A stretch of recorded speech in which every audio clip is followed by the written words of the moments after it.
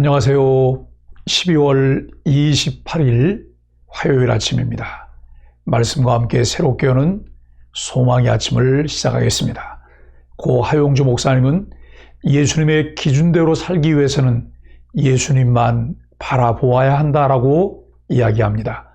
마태복음 5장 1절로 16절까지 말씀을 본문으로 하여 그리스도인들이 구해야 할 진정한 복이라고 하는 주제로 함께 은혜를 나누기를 원합니다. 남에게 베풀 것이 있고 내세울 것이 있는 사람은 당당합니다. 그러나 남에게 줄 것도 없고 내세울 것도 없는 사람은 조용히 자신을 낮춥니다. 마찬가지로 내가 하나님 앞에 드릴 것이 아무것도 없다는 사실을 깨달으면 겸손할 수밖에 없습니다. 하나님의 은혜와 사랑, 긍휼 외에는 소망이 없음을 아는 사람이 심령이 가난한 사람입니다. 천국은 내가 할 수 있다는 교만함을 내려놓고 하나님의 은혜만 바라는 가난한 마음에 임합니다. 예수님께서 산에 올라 무리를 가르치십니다.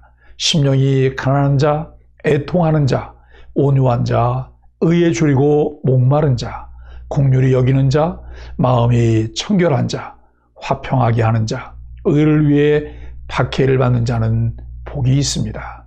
세상의 소금과 빛인 그리스도인은 착한 행실로 사람들이 하나님께 영광을 돌리도록 해야 합니다.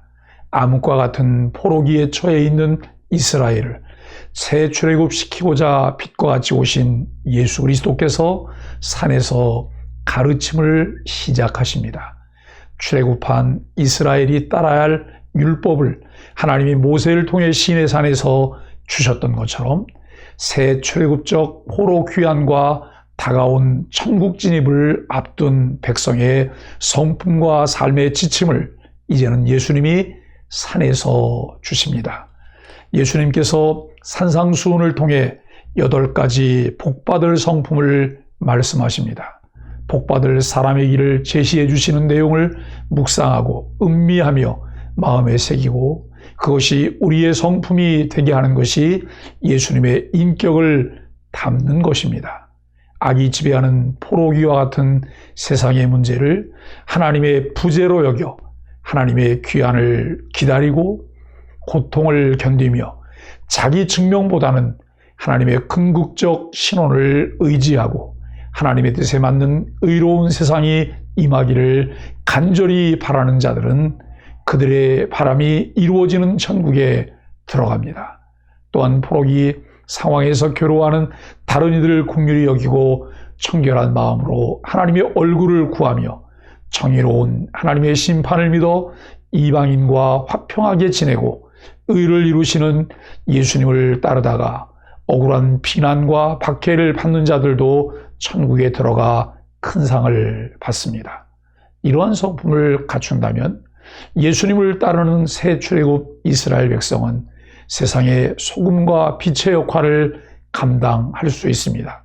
소금이 되어 세상의 부패를 저지하며 등경 위에 등불이 되어 빛 대신 하나님을 세상에 비춥니다. 그러나 팔복의 성품이 갖추어지지 않으면 짠맛 없는 소금과 같이 쓸모없어지고 암흑의 포로기에 남아있게 됩니다. 박해가 두려워 이러한 삶을 사적 영역에만 숨기게 된다면 세상에 빛을 발할 수 없습니다. 교회 공동체와 그 구성원들인 모든 그리스도인들이 매일의 삶에서 복 받는 길을 함께 묵상하고 공유하여 예수님의 인격과 사역을 담고 배울 때 교회 공동체가 세상의 소금과 빛이 될 수 있습니다. 하나님 나라 방식은 세상의 방식과 다릅니다. 팔복이라 불리는 이 본문은 가까이 다가온 하나님 나라를 사는 자의 모습을 소개합니다. 이 가르침은 수직적 관계와 사람 간의 수평적 관계에 대해 다루고 있습니다. 처음 내 교훈은 하나님과의 관계로 심령이 가난한 자, 애통하는 자, 온유한 자, 의에 줄이고 목마른 자가 받게 될 복을 말합니다.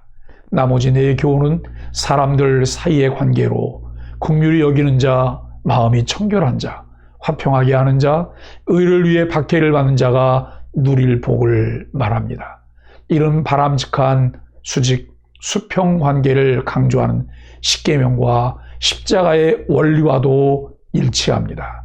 하나님과의 관계뿐 아니라 사람과의 원만한 관계는 삶을 윤택하게 만듭니다. 팔복 가운데 사람 간의 수평적 관계에 해당되는 덕목은 무엇인가요? 팔복 가운데 내 삶에 더 분명히 드러나야 할 덕목은 무엇인가요? 소금은 음식의 맛을 내며 부패를 막는 역할을 합니다.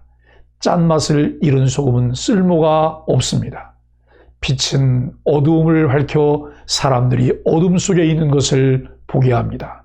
그러기에 등불은 바구니나 그릇으로 덮어두는 사람은 아무도 없습니다. 이처럼 그리스도인들은 세상의 부패를 방지하고 어두운 부분에 빛을 비추며 살아야 합니다. 산 위에 있는 동네를 숨길 수 없는 것처럼 그리스도인들은 말만이 아닌 착한 행실을 보이며 살아야 합니다. 그리스도인의 거룩한 삶이 영향력으로 작용해 세상 사람들이 하나님을 영화롭게 하도록 해야 합니다. 이 세상에서 그리스도인들에게 주어진 사명은 보이지 않는 하나님이 드러나게 하고 하나님을 알지 못하는 이들을 하나님께로 인도하게 됩니다. 그리스도인들이 소금과 빛으로 살 때 사람들은 어떤 영향을 받을까요? 세상에서 거룩한 영향을 끼치도록 내가 실천할 일은 무엇인가요? 예수님께서 공생의 일을 시작하시며 제자들을 부르시고 제자들과 무리들이 구분이 됩니다. 하나님 나라는 무리가 아니라 제자들에 의해 세워진다는 사실을 강조합니다.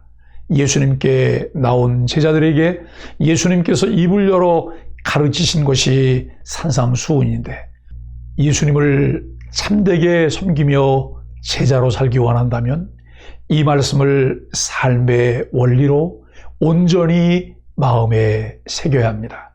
팔복은 제자들의 삶을 보여주는 것이고 소금과 빛은 참 제자들의 가치를 드러내주는 것입니다.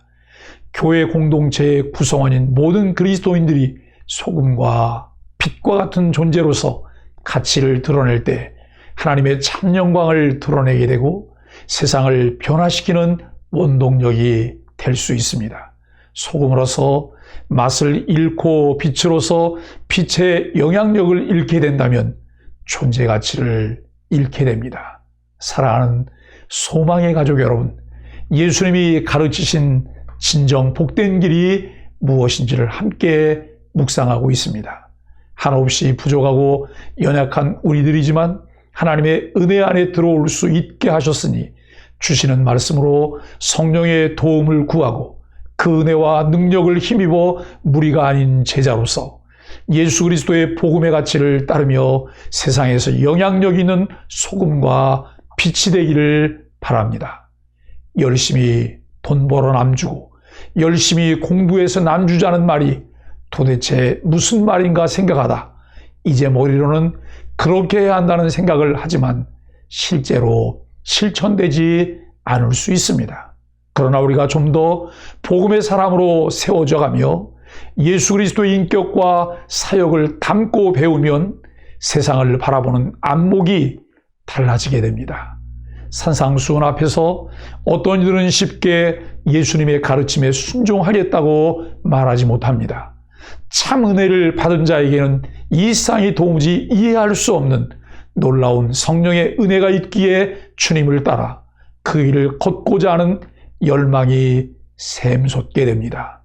부담감을 떨쳐버리고 예수님께서 먼저 걸어가셨던 그 십자가의 길, 영광의 길을 걷겠노라고 결단하게 되기를 예수 그리스도의 이름으로 간절히 축복합니다. 함께 기도하겠습니다.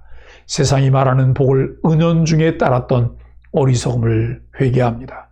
하나님 백성이 추구해야 할 복이 제 심령과 행실에 온전히 녹아져서 이 세상에서 천국을 누리게 하여 주옵소서. 생명의 맛을 내는 소금이 은혜를 비추는 빛이 하나님의 영광만 드러내게 하여 주옵소서. 예수님의 이름으로 간절히 기도합니다. 아멘.